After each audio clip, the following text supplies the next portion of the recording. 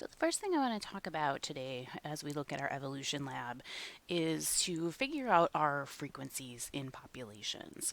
So there are a couple different ways that we can do this. So I'm going to go through the first one, which is if we have a group, a population that has been counted, right? So we are going to talk about frequencies, which basically is just the percentage of how many of these types are in a population.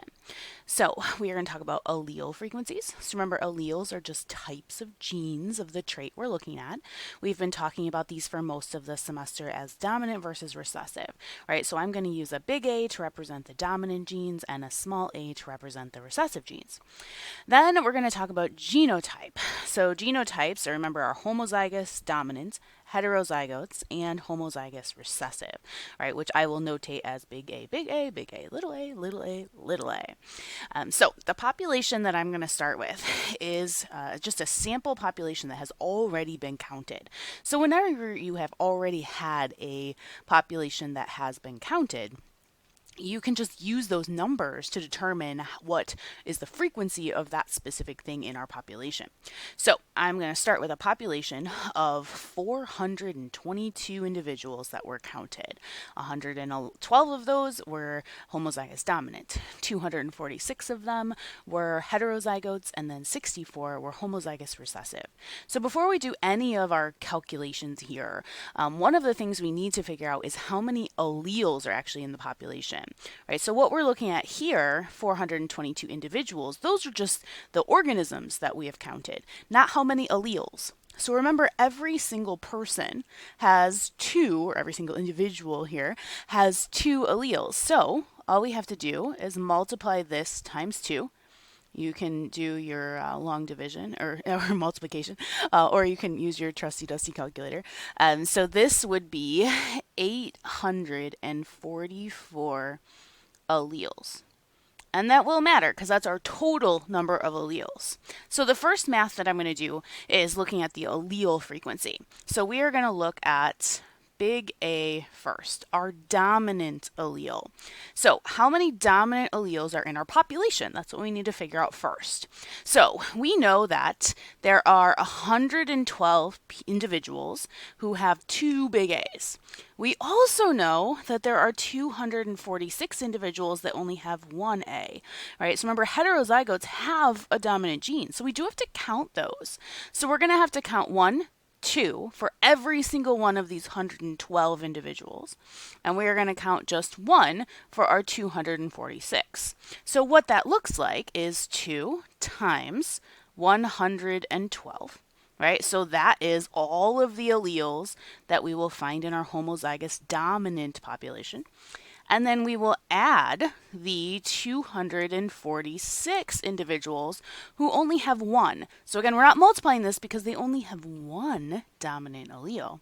And then we do the math, right? 2 times 112 plus 246 gives us 470 big A's in the population. So then do the next one. Maybe put me on pause, try it on your own. So what we're looking at now is our recessive allele. So this is our little a. So again, we can, here, I'll change colors. We have 64 little a's in this population, which means there are 64 individuals that each have two little a's. Then we still have 246 individuals that have one little a. So we have to count, again, all of that. Same kind of thing we set up with the big A. So the recessive allele will have 2 times those little a's, every single one of them, so 2 times 64, plus the 246 heterozygotes in the population, and this will give us 374 little a's in the population. So once you do that, one of the things I will suggest that you do is pull up your trusty dusty calculator and add those two things together.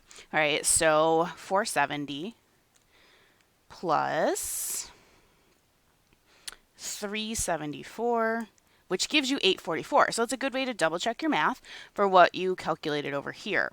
So now that we have our 284, what we need to figure out is, our 844 is our frequency. So the frequency of big A's, right? So back to green, our A frequency is equal to 470 big A's divided by the total, which is 844. So again, this is our total of all alleles. Okay, so if we take 470 divided by 844, that gives us about 56%. So this is 0.556. Now we can do the same thing down here. Little a is going to be equal to 374 of our little a's divided by 844 for our total. So again, pull up the calculator.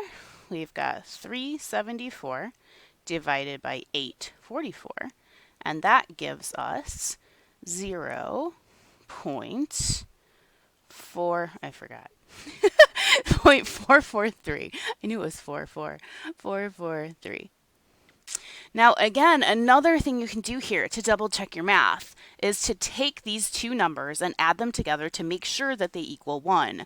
So 0.556 plus 0.443, right? Add those up and you will get 1.000. So if that works, you did it correctly. Hooray! Because remember, the sum of all the things in the thing equals 1, right? So all the frequencies of each allele has to equal 100%. So the genotype, I think, is a little bit easier. So when we look at genotype, all we have to do is think about how many of the people in the population have a certain genotype out of the total. So how many individuals are big A, big A? What you will do is you'll take your 112 homozygous dominants and you'll divide that by the total that we have. All right, so that's 422 total individuals. Same thing with our heterozygotes, right? But we will use 246 big A, little a's out of 422. And then your little a, little a's will be 64 out of 422. So if we do that math, right, you could pull up the calculator. I'm gonna give it to you here. This will be 0.265. Our heterozygotes will be 0.584. And then our homozygous recessives will be 0.152. So this is the frequency of each of these genotypes. Now again, to do your math, right, double check just to make sure you're right, 0.265 plus 0.584 plus 0.152. That will give you 1.000. Now again, if you're off by just a wee little bit, it was a rounding error, which can definitely happen, but you should be at 1 or very, very, very, very close to 1, which this one is actually off by a little bit, isn't it? That's okay. It's enough. It's good. This is actually a 1, right? So it's close. Again, that was a rounding error. No biggie.